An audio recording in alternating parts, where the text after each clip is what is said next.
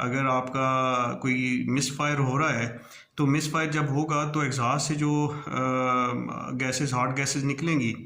उनके अंदर एक पल्सेशन होगी और वो एक ख़ास किस्म का वेव फॉर्म बनाएंगी, पैटर्न बनाएंगी। तो उस पैटर्न को कैप्चर करके हम एनालाइज कर सकते हैं कि उन पल्सेस में मिसफायर को एनालाइज कर सकते हैं कि एक सिलेंडर या दो सिलेंडर उसमें मिसफायर कर रहे हैं। जब भी मिसफायर वाला सिलेंडर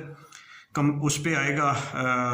एक पावर स्ट्रोक पे, एग्जॉस्ट स्ट्रोक पे आएगा, जब एग्जॉस्ट होगा तो उसमें वो पल्स उतनी जनरेट नहीं करेगा जितनी कि एक पावर स्ट्रोक वाले दूसरे